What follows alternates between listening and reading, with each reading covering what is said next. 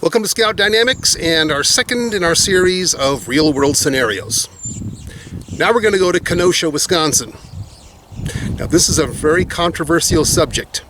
Due process has yet to determine who was right, who was wrong, who was justified, who was not.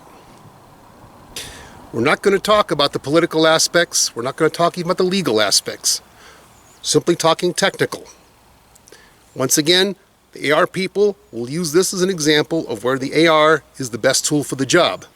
From the result of the incident, it is difficult to argue with that position. There are others who will claim that the AR was not used properly. That's a half-truth. For those who have lived through the 80s, it was an interesting time. Reagan was president. Patriotism was in fashion again. And Stallone came out with his Rambo movies, bringing about Rambo-mania. Stallone was followed by the Arnold, the Muscles from Brussels, and of course Chuck Norris.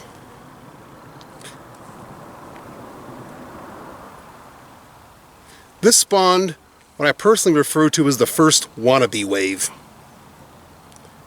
Today, we probably would call it the first tactard trend. Back then, assault was actually a popular marketing term, not the dirty word it is today.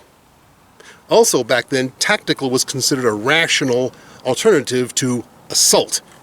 Today, tactical has devolved into tactard. One of the techniques of the 80s was something called assault fire. The 80s was a period where firepower was king. It was taught that to fire a lot of rounds from the hip was far more efficient than taking that extra tenth of a second to bring the weapon to the shoulder. So Mr. Rittenhouse was actually using an outdated and discredited technique referred to as assault fire.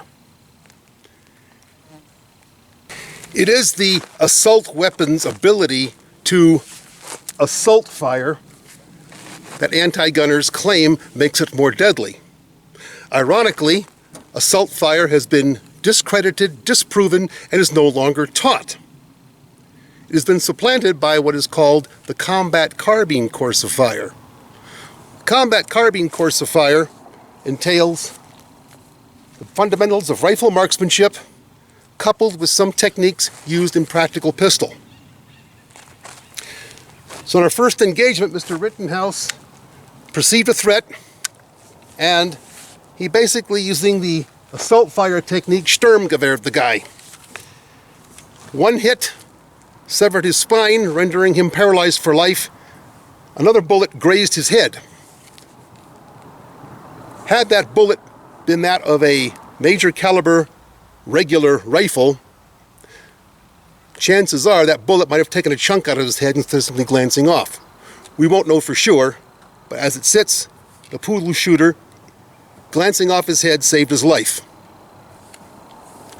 The perpetrator or victim, depending on how you want to look at the situation, is alive. Paralyzed, but alive. Had he been armed with a regular rifle, such as a scout rifle, he would not have had the luxury of Sturmgewehren. He would have been forced to use the fundamentals of rifle marksmanship. Once again, subjective reactive target. The target will only fall if it is hit in the vital A zone. So, Sturmgewehren versus regular rifling. In this first encounter, the assault weapon, using the disproven, discredited assault fire technique, saved the life of the so-called victim or perpetrator.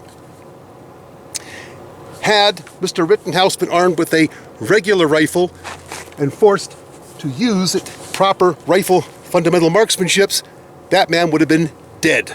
In this particular case, the assault weapon spared his life. The regular rifle would have taken his life. Do not try this at home unless you have proper supervision from a tactical instructor.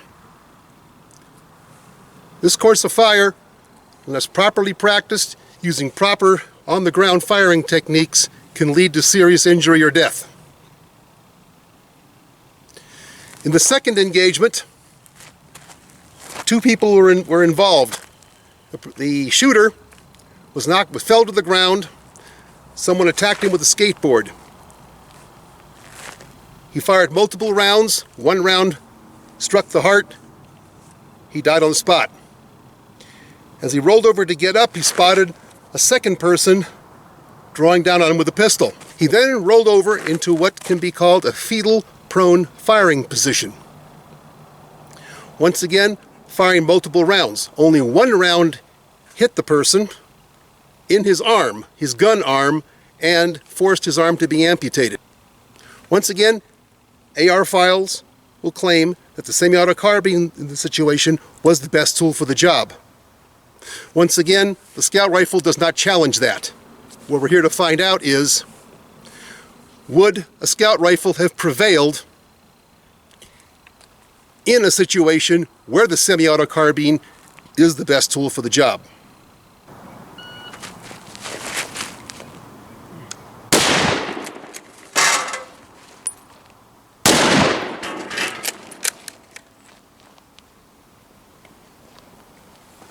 Scout rifle, properly aimed,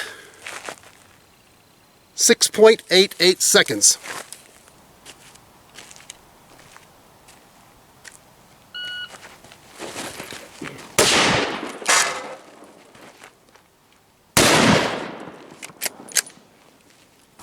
Reviewing the video from the time Mr. Rittenhouse fell to the ground to the time that he shot the second threat was 8.5 seconds. Using the fundamentals of rifle marksmanship, striking 2 decisive blows, I was able to accomplish this with my regular rifle in 5.63 seconds. Next, we're going to see if the supine firing position is superior to the rollover fetal position.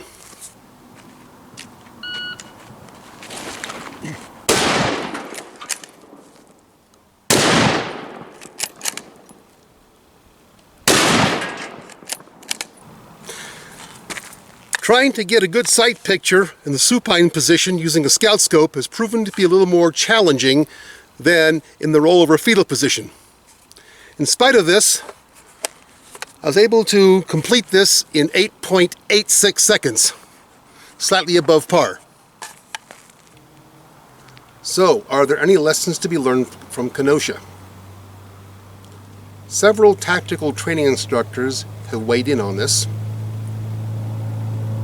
All of them pretty much say, "I told you so."